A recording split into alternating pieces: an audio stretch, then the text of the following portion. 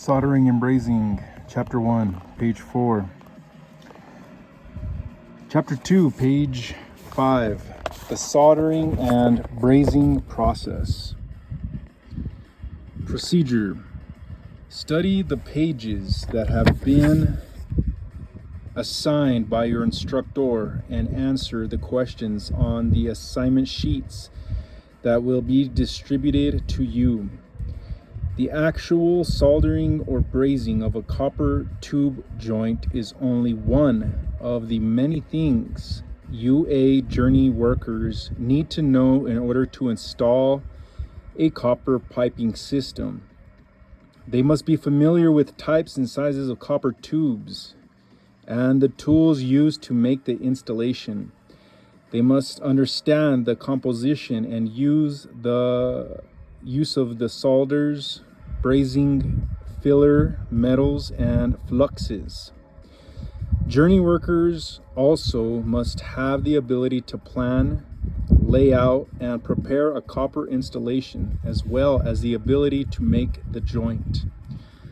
Although only a small part of this broad field is covered here, sufficient background is given for any further study or practice needed. Depending on the purpose for which it is to be used, copper tube may be joined by a number of methods. What is the most common method?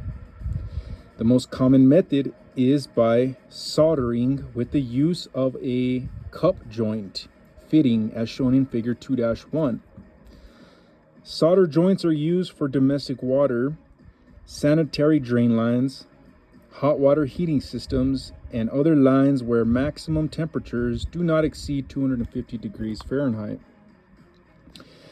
Brazed joints with cup joint fittings are used where greater strength is required or where system operating temperatures are as high as 350 degrees Fahrenheit.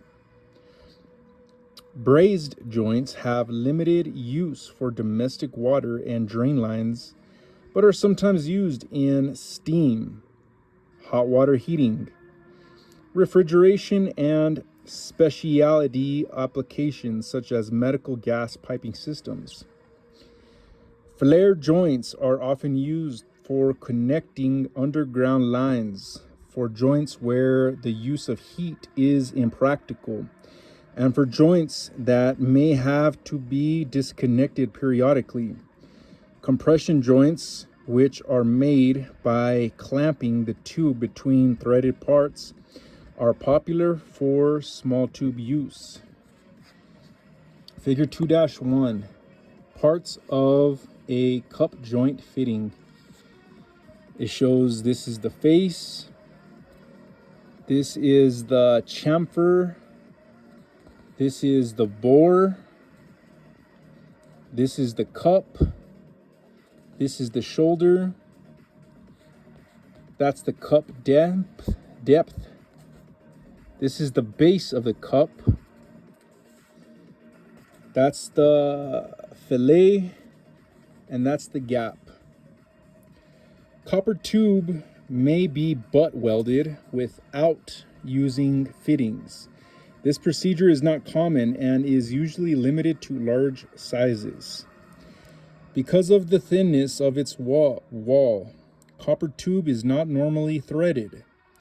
What type fittings are used to connect copper tube to threaded pipe, fittings, and valves? Adapter fittings are used to connect it to threaded pipe, fittings, and valves. Special fittings are also required to connect copper tube to plastic, cast iron, and some other piping materials. End of page.